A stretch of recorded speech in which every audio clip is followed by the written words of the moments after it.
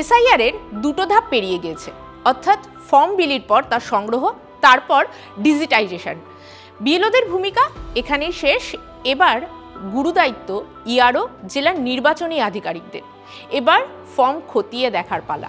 আদেও আপনি কিংবা আমি ভারতের নাগরিক কিনা, আদেও আবেদনপত্রে কোনো ত্রুটি রয়েছে কিনা।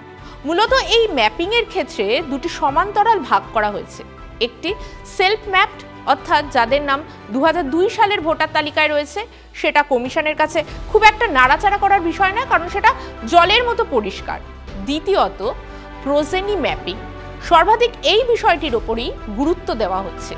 এসআইআর প্রক্রিয়ার মধ্যে এই প্রোজেনি, এই শব্দবন্ধটির সঙ্গে আমরা এখনো সকলে সঠিকভাবে পরিচিত হয়ে উঠতে পারিনি। কি এই প্রোজেনি ম্যাপিং? তাতে ঠিক কোন বিষয়গুলো খতিয়ে দেখা হচ্ছে? সেই নিয়েই আজকে ব্রিফিং রুমে আপনাদের সঙ্গে বিস্তারিত আলোচনা করব। সঙ্গে আমি শর্মিষ্ঠা। সোমবার ডিওদের বিশেষ কিছু নির্দেশ দেওয়া হয়েছিল।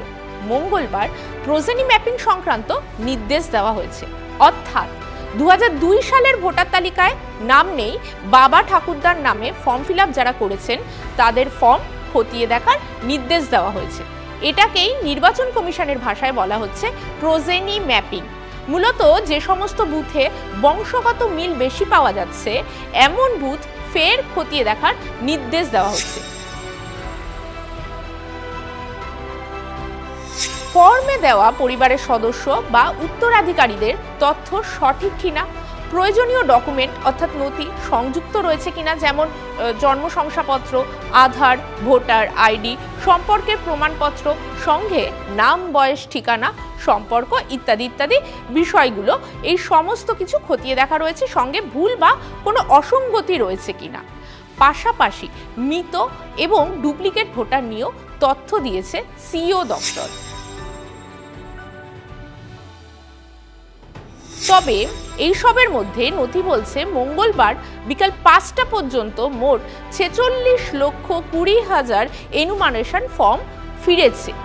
এর মধ্যে 22,28,000 মৃত। সংখ্যাগুলো একটু ঘোরপাক খাচ্ছে, কারণ অনেক অনেক বড় সংখ্যা। নিখোঁজ 6,41,000। স্থানান্তর অর্থাৎ যারা অন্যত্র চলে গিয়েছেন সেরকম সংখ্যাটা হচ্ছে 16,22,000। Double entry 1,05,000। প্রায় 100% ফর্ম ডিজিটাইজড ইতিমধ্যেই হয়ে গিয়েছে। এমন পোলিং সেন্টারের সংখ্যা প্রায় 2,208টি। কিন্তু কমিশনের হাতে যে তথ্য এসেছে তা তাজ্জব করার মতো।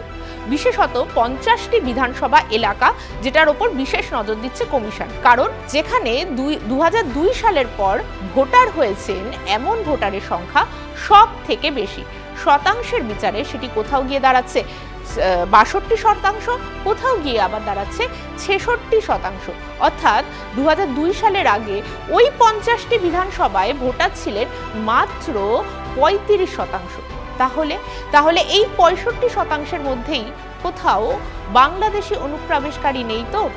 তাই তথ্য যাচাইয়ের ক্ষেত্রে প্রোজেনি ম্যাপিং বা বংশগত মিল যে সমস্ত জায়গায় বেশি রয়েছে সেই বুথগুলোর ওপরেই এখন কমিশন বিশেষভাবে নজর দিচ্ছে। এই গোটা বিষয়টাই একটা উদাহরণ দিয়ে আপনাদের কাছে সহজ করে বলছি।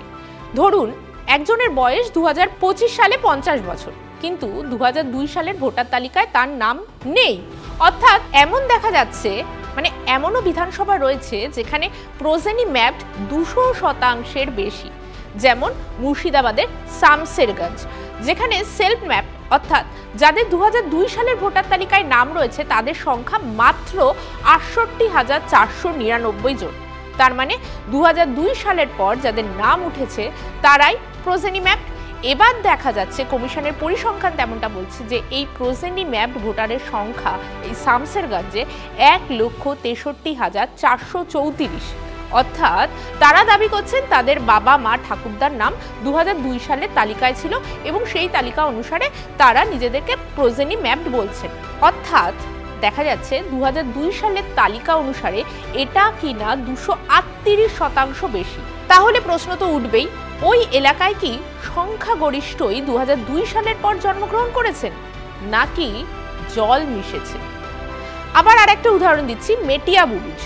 কমিশনের তথ্য বলছে এখানে ভোটারের সংখ্যা 2,63,029, যেখানে সেলফ ম্যাপ 69,499।